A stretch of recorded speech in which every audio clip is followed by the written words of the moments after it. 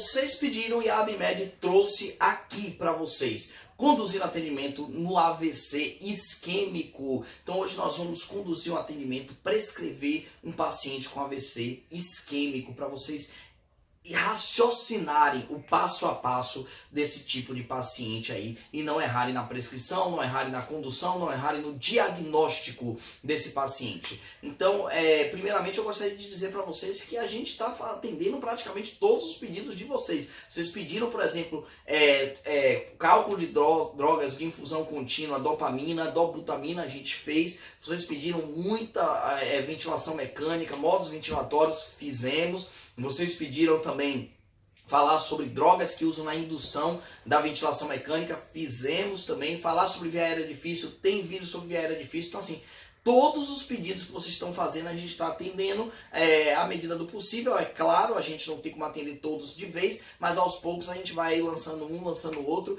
E a gente está, eu venho percebendo desde o início do canal, eu comecei o canal fazendo muito vídeo que eu achava interessante, mas aí eu já percebi que os verdadeiros donos do canal são vocês, e eu estou começando a fazer os pedidos aí que vocês acham interessante, os vídeos que vocês acham interessante. Então esse foi um pedido de vocês. Faz um conduzindo atendimento no AVC. Quem me pediu, joga aqui embaixo, pelo menos, pô. Diz assim, ó, obrigado aí, foi eu que lhe pedi, pra gente poder ir tocando bola, conversando sobre o assunto. Esse assunto é tão importante, né? Então tá aí pra vocês, conduzindo atendimento no AVC isquêmico, pedido de vocês. Vamos lá, vem comigo pro vídeo.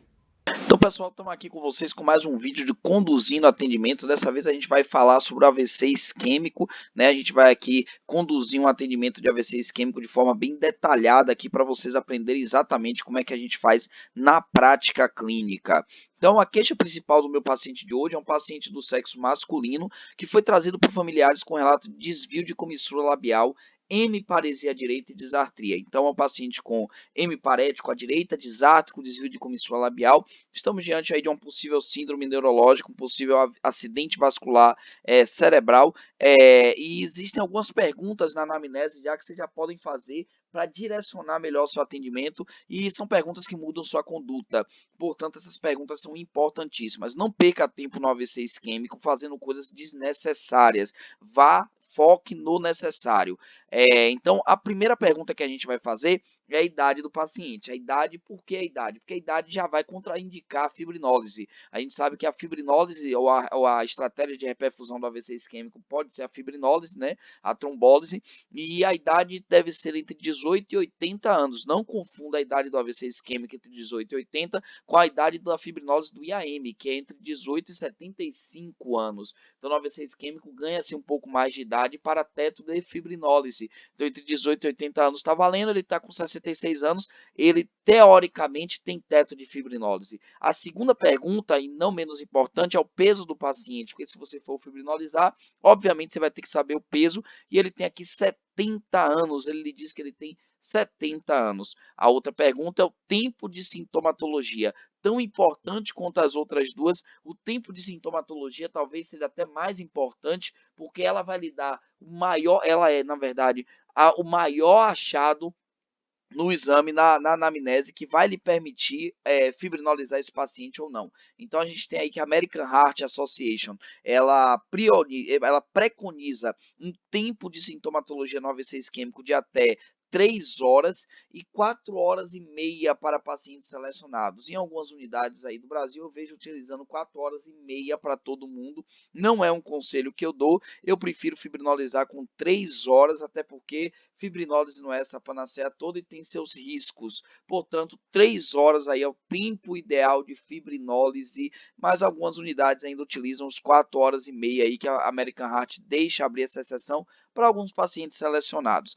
Ele tem 1 hora e meia desses sintomas aí de hemiparesia direita, de desvio de comissura, de disartria. Então, 1 hora e meia ele está com o tempo aí de fibrinólise excelente, inclusive. Aqui agora é a gente agilizar a vida dele para não perder mais tempo aqui para ele. Bom, continuamos com a história patológica pregressa dele. Ele tem diabetes e hipertensão, é importante porque isso vai moldar nosso raciocínio para doenças arterioscleróticas, etc. E por fim, se ele usava alguma medicação prévia, metformina e losartana são as únicas duas que ele usa.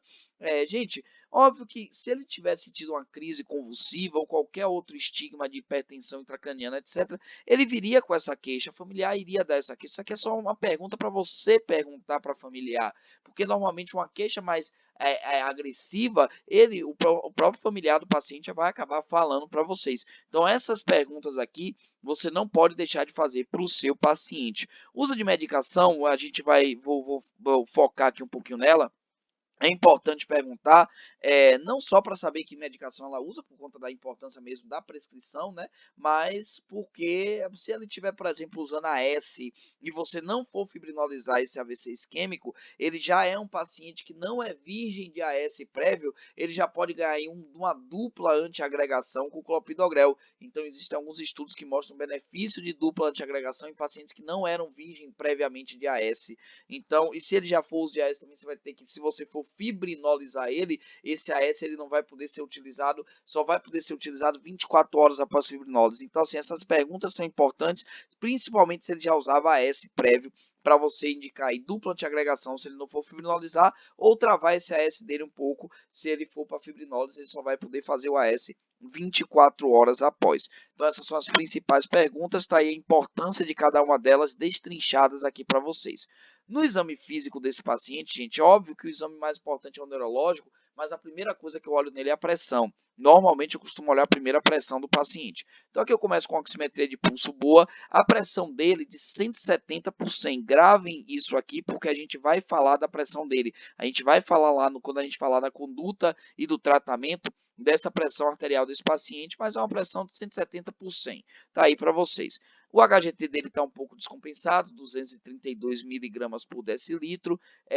O neurológico dele, Glasgow dele é o Glasgow 15, apesar dele estar desártrico, a gente ainda entende alguma coisa que ele fala, portanto a resposta, e ele tem, obviamente, ele está respondendo tudo adequadamente, então a resposta verbal dele é 5, a resposta motora é 6 e a resposta abertura-ocular é 4. Obviamente que essa resposta motora foi avaliada no hemicorpo esquerdo. Por que, Murilo? Porque o direito dele está paralisado. A gente vê aí a ausência de força muscular direita. O NIH é uma escala, gente, uma escala importantíssima. Eu tenho ela no celular, eu tenho um programinha no celular bacana que calculo para calcular o NIH. Mas é uma escala importantíssima de você calcular. O NIH dele é de 6. Ele pontuou, se eu não me engano, 4 pontos pela ausência de força muscular direita. Pontuou mais 2 pontos pela disartria moderada. E a mímica facial dele também estava alterada. Então, pontuando tudo isso, somando, deu um NIH de 6. Eu vou falar para vocês na conduta por que um NIH de 6 é importante, porque calcular o NIH de um paciente é importantíssimo.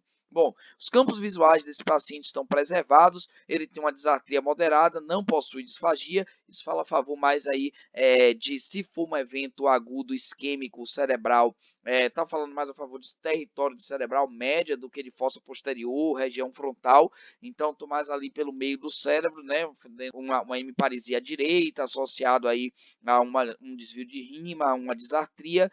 Quando a gente continua, a gente vai para o exame físico do pulmão, nada digno de nota, cardíaco 116 é a frequência cardíaca, mas o resto normal. O aparelho gastrointestinal normal, o urometabólico ele tem controle de esfíncter urinário, a diurese está presente, o infecto hemato está febril e sem uso de antibiótico. Portanto, hipóteses diagnósticas para esse paciente, até que se prove ao contrário, ele tem um evento cerebral, um AVC, um acidente vascular cerebral e hipertenso e diabético. O importante nesse caso é pedir uma tomografia de urgência para esse paciente para diferenciar o evento dele em hemorrágico isquêmico. O objetivo da tomografia precoce no paciente no AVC é diferenciação entre hemorragia e isquemia, porque obviamente que as condutas são diametralmente opostas. Então, quando a gente pega um paciente desse, a gente corre para tomografar para diferenciar entre AVC isquêmico de AVC hemorrágico. Se tiver hemorragia, eu vou tomar um caminho completamente diferente do caminho que eu iria tomar se não tiver hemorragia. Lembrando que essa TC eu espero, ou eu não me surpreenderia se essa TC viesse normal, falaria até mais a favor de um AVC isquêmico, porque AVC isquêmico normalmente só começa a dar imagens tomográficas depois, né? Então as primeiras imagens de hipodências começam a surgir na tomografia com 4, 6, às vezes até 12 horas de sintomatologia. Algumas vezes a gente já dá sorte de pegar essas imagens já do início. Na tomografia de crânio, existem alguns sinais precoces de AVC isquêmico, como por exemplo o sinal da artéria cerebral média hiperdensa, é um sinal bem precoce de AVC isquêmico. Se eu estiver num lugar onde tem uma ressonância magnética por sequência de difusão ou por sequência de flare, eu consigo identificar esse AVC isquêmico, às vezes em menos de 1 hora eu já consigo identificar a imagem. Então a sequência de difusão e a sequência de flare da ressonância, necessariamente nessa ordem, são os melhores exames para identificação precoce do AVC isquêmico. Na tomografia de crânio, a gente sabe que a ressonância ainda não é uma realidade em todos os serviços. Na tomografia de crânio, que a gente usa normalmente são lesões hipodensas, são zonas de hipodensidade que só aparecem tardiamente. E se você der a sorte ali de ver uma artéria cerebral média hiperdensa, você já pode ali dar o diagnóstico. Então, vamos lá. Então, pedindo aí o exame dele é a tomografia. A tomografia desse paciente é o mais importante dos exames, óbvio. Como eu já disse anteriormente e reforço agora, é uma tomografia que não pode ser postergada. O tempo porta-TC é de 25 minutos, é um tempo muito curto para ele fazer a TC. 25 minutos do tempo que ele entra no hospital até ele conseguir fazer essa TC, é o tempo ideal de porta-TC. E é um paciente que você vai pedir a tomografia apenas para excluir a hemorragia. Bom, então o que a gente vê aqui nessa tomografia dele? A gente vê aqui uma abertura de córneos temporais de ventrículos laterais, ele está aqui um pouco aberto, aqui ó, nessa imagem, ele tem uma imagem diencefálica, eu já vejo o ventrículo lateral, então esses dois são os córneos temporais dos ventrículos laterais, não vejo nada demais nas fissuras, a ponte está aqui tranquila, a gente vê a cisterna interpenucular, a pré-pontina, as âmbiens, a quadrigeminal, a interhemisférica, cheias de líquor, como deveriam estar, sem hiperdensidade dentro, para afastar a HSA aqui. As fissuras silvianas dele aqui, eu estou mostrando, saindo da asa do esfenóide, a silviana direita e a silviana esquerda, cheias de líquor também. Eu tenho um terceiro ventrículo bem alargado, eu tenho uma zona de hidrocefalia leve aqui, por conta do alargamento do terceiro ventrículo. Eu tenho essas lesões não, perdão, eu tenho essas estruturas hiperdensas aqui, que são as calcificações do plexo coroide. Essas três aqui que eu estou mostrando não são sangramentos, são calcificações do plexo coroide. Lembrando que tudo que é hiperdenso na tomografia é branco, então osso é hiperdenso, a calcificação do plexo coroide é hiperdensa, sangue é hiperdenso. Vejo aqui também vejo aqui também os ventrículos laterais dele, os córneos posteriores circulando aqui os plexos coroides, mas uma coisa que mais me chama a atenção é a simetria dessa imagem. Quando eu venho aqui nessa imagem aqui que eu estou apontando aqui com a seta e divido essa imagem em duas, divido esse hemisfério cerebral aqui simetricamente, eu vejo que do lado esquerdo eu tenho uma lesão hipodensa, meio circular aqui. Eu não sei se dá para ver aqui também, essa lesão aumenta, essa hipodensidade. Veja como ela é completamente diferente da hipodensidade da substância branca, e ela é um pouco mais hipodensa, então, do que a isodensidade da substância branca. Então, ela tem uma hipodensidade menor, tá vendo? Então, ela aqui continua hipodensa, aqui uma zona de hipodensidade, aqui também eu continuo com a zona de hipodensidade ainda um pouco maior aqui. Então, estou diante aqui de um AVC isquêmico de território de cerebral média esquerda. Então, eu tenho aqui um AVC isquêmico de cerebral média esquerda.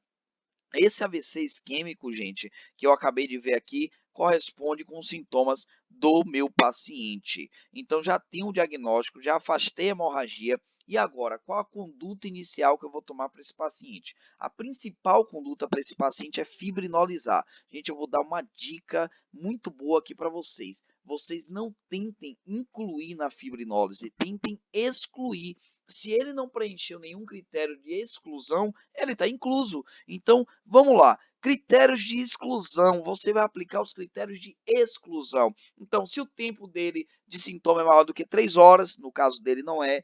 Se a idade dele é entre 18 e 80, né? Ele tem 18 e 80, não é nem maior do que 80, nem menor do que 18, então ele está ainda incluso. Se ele está, por exemplo, com a pressão maior do que 185 por 110, né? A pressão do AVC isquêmico para você, que permite você fibrinolizar, é 185 por 110. Se essa pressão tiver maior do que isso, você pode controlar essa pressão até chegar em 185 por 110 para fibrinolizar. Se ele tem, por exemplo, algum evento hemorrágico, ou se ele já teve algum evento hemorrágico prévio, isso é até uma pergunta importante que eu me esqueci de colocar lá no início, se ele já teve algum HDA, alguma hemorragia digestiva alta ou algum AVC hemorrágico antes, se ele fez ele não pode fibrinolizar se ele tiver um desses dois, se ele fez um evento isquêmico, tem 3 meses para cá, de 3 meses para cá, se ele fez algum evento isquêmico, algum AVC isquêmico, se ele tem uma área de hipodensidade maior do que 1/3 daquele hemisfério cerebral acometido, ele não pode fibrinolizar, não é o caso dele, a área é grande, mas não tem maior do que 1/3 do hemisfério cerebral acometido, e no caso é o hemisfério cerebral esquerdo. Se ele tem um NIH entre 4 e 22, o NIH não pode ser maior do que 22, porque o risco de transformação hemorrágica é grande, nem menor do que 4, porque aí não vale a pena você arriscar fibrinolizar esse paciente. E existe uma exceção à regra, que é um NIH menor do que 4 com paciente afásico. O NIH menor do que 4 com afasia, você fibrinoliza. Tirando isso, NIH para fibrinólise tem que ser entre 4 e 22, o dele está em 6, o dele está dentro da faixa. Vamos lá, score de aspect. Score de aspect é um score que ele desenha um cérebro e ele mapeia várias unidades, várias regiões do cérebro, e a partir do momento que você tem algumas daquelas regiões acometidas, você vai despontuando, você vai perdendo ponto. Então todo mundo começa com aspect de 10, e a partir do momento que ele vai tendo lá os acometimentos de várias regiões, cada região daquela vai tirando ponto. Então aspect menor do que 7 é contraindicado fibrinólise. E por aí vai, tem muito mais. HGT tem que ser maior do que, não pode ser maior do que 400 e nem menor do que 40. Plaqueta não pode ter menor do que 100. Óbvio que não dá tempo da gente pedir plaqueta e esperar que a plaqueta venha menor ou maior do que 100 mil. Não dá tempo para isso. Mas se você já tiver uma plaqueta prévia de um paciente que teve um AVC isquêmico, se tiver menor do que 100 mil, não pode fibrinolizar. Então, assim, existem várias contraindicações de fibrinólise. Eu falei para vocês aqui algumas delas. Obviamente não pode ter AVC hemorrágico, né, para fibrinolizar esse paciente, mas eu falei aqui algumas dessas contraindicações. Esse paciente ele não se encaixa em nenhuma delas, portanto, você pode fibrinolizá-lo.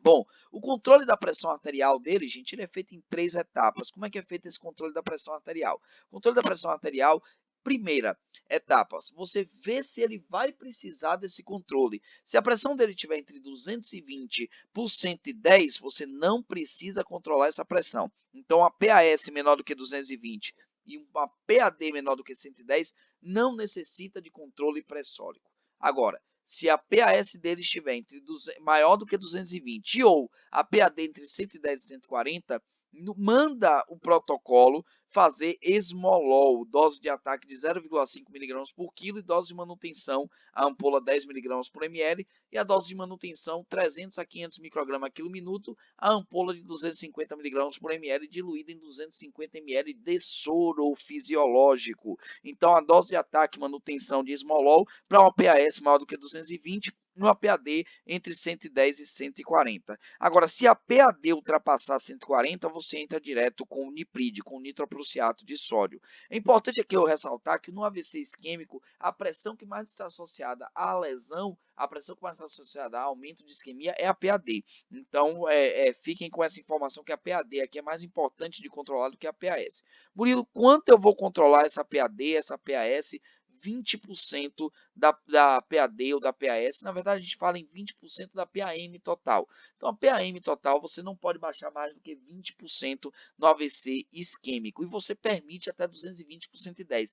É até muito desconfortável isso, você está no meio da sua sala vermelha com um paciente com a pressão de 210 por 100, por exemplo, e você não poder baixar a pressão dele. Mas isso aí é importante, a gente lembra lá da fórmula que a pressão de perfusão cerebral é a PAM menos a PIC, e se eu baixo a PAM, eu estou baixando a pressão de perfusão cerebral, e não é isso que eu quero no AVC. Eu já tenho um cérebro que tem uma isquemia, se eu baixar a pressão de perfusão desse cérebro, eu pioro a isquemia dele. Então até 220 por 110 a gente aceita essa pressão e trabalha com ela aí até pelo menos as primeiras 12 horas de evento agudo. Bom, por fim, a agregação plaquetária.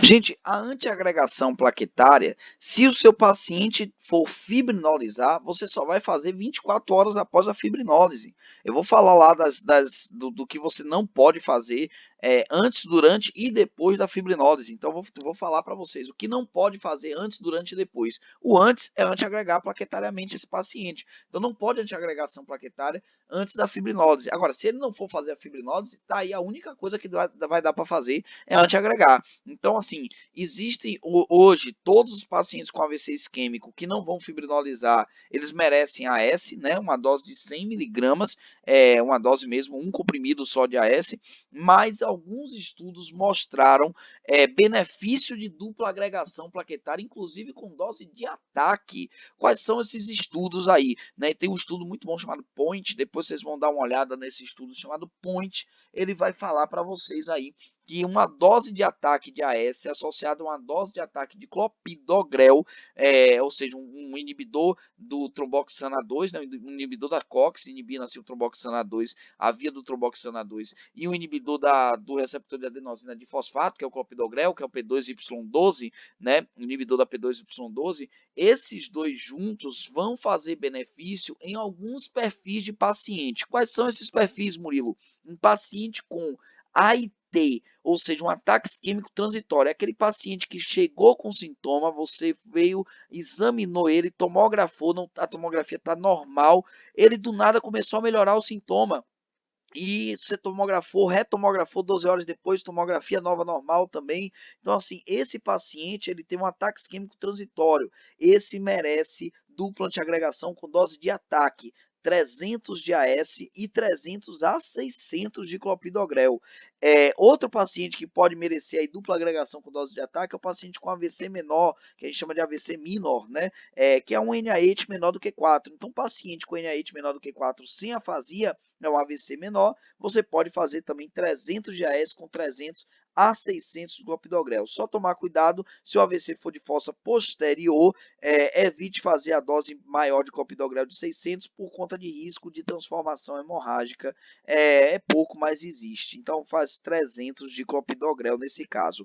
O paciente que dupla antiagrega sem ser um desses dois critérios que eu lhe falei, ou seja, sem ter AIT ou CT, um AVC minor, né, um AVC com NIH menor do que 4, ele é o paciente que não é virgem de AS. Esse não precisa fazer dose de ataque. Você só vai manter para ele AS e clopidogrel, 100 de AS e 75 de clopidogrel. Então, aquele paciente chegou com disartria, com desvio de comissura, com hemiparesia direita, não vai fibrinolizar, e ele já usava AS prévio, sei lá, por conta de um infarto ou de um AVC isquêmico antigo, ele já usava o AS prévio. Esse você vai, além do AS, vai introduzir também clopidogrel 75 miligramas.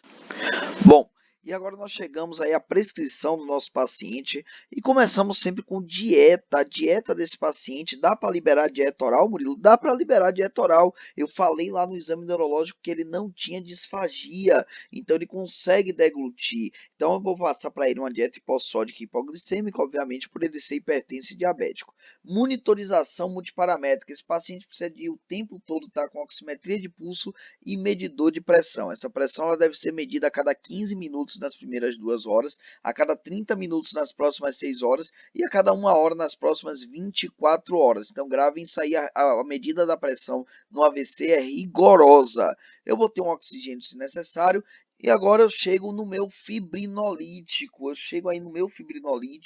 E o fibrinolítico de escolha no AVC, Murilo, é o Alteplase. Alteplase, o RTPA, ativador do plasminogênio tecidual, Actilise, todos esses são o mesmo nome para a mesma droga, Alteplase. Por que o Alteplase, Murilo? Por que eu não posso usar o Tenecteplase ou Streptokinase? Porque só existe até hoje os estudos em cima de fibrinólise no AVC, todos foram feitos em cima do Alteplase. Alteplase esse, então, que vai ser utilizado por nós na fibrinólise e na reperfusão do AVC. Isquêmico, obviamente.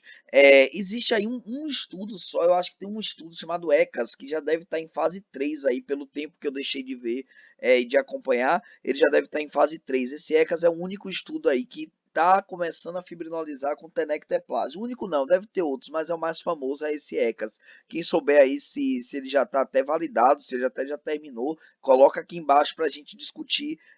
Quem sabe aí a gente já não está mudando paradigmas e já está começando a fibrinolizar com tenecteplase aí. Mas por enquanto é alteplase, a droga o fibrinolítico do AVC. Bom, como é que eu faço o alteplase?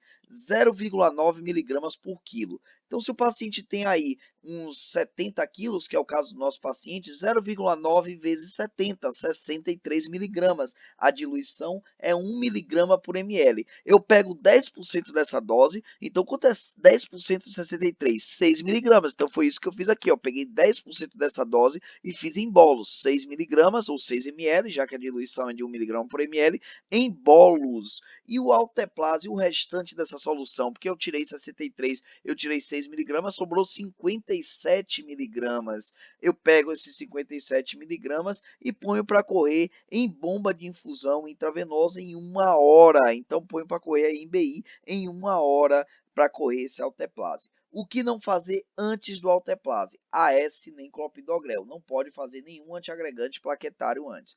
O que quais são os cuidados que você tem que ter com a infusão do alteplase? Primeiro, o alteplase ele tem que ser feito no acesso periférico exclusivo, acesso periférico exclusivo para o alteplase. Ele deve correr em 1 hora, 10% feito em bolos, e você deve suspender o alteplase se o seu paciente elevar o NIH acima de 4, se o seu paciente tiver uma crise convulsiva ou se ele vomitar. Então, se algum dos momentos dessa 1 hora aí de infusão de alteplase houver um desses três sinais, convulsão, NIH elevado acima de 4 pontos ou vômitos, você deve suspender o alteplase e solicitar uma tomografia de urgência para esse paciente. Esse paciente pode ter feito a pior complicação da fibrinólise no AVC, que é a famosa transformação hemorrágica. E se ele fizer essa transformação hemorrágica, se a TC evidenciar essa transformação hemorrágica, você imediatamente vai fazer para o seu paciente 6 a 8 unidades de plaquetas, 6 a 8 unidades de plaquetas, mais você vai fazer crioprecipitado para esse paciente. Então, mais 6 a 8 unidades de crioprecipitado para esse paciente. Ou plasma fresco congelado, ou um ou outro. Então, assim, o que importa é que você faça 6 a 8 unidades de plaqueta e 6 a 8 unidades de crioprecipitado. Importantíssimo isso aí. É a conduta para a transformação hemorrágica. Então, continuando, no pós alteplase, você deve fazer 24 horas de monitorização constante no seu paciente, de monitorização contínua, retomografar 24 horas após a trombólise, calcular o NIH aí algo em média a cada 6 horas pós alteplase. Você calcula antes, durante e depois o NIH do seu paciente. E o importantíssimo que você não faça nenhum procedimento invasivo 24 horas após o alteplase. Não, eu repito, não é para fazer nenhum procedimento invasivo 24 horas após o alteplase. Por exemplo, passar acesso central, nem pensar. Passar sonda vesical de alívio ou sonda vesical de demora, não pode. Então, pós-alteplase, apenas 24 horas depois é que você pode fazer algum procedimento invasivo. AS, clopidogrel, também 24 horas após a infusão do alteplase. Aqui eu coloquei o losartano e a metformina, coloquei algumas medidas sintomáticas para ele também.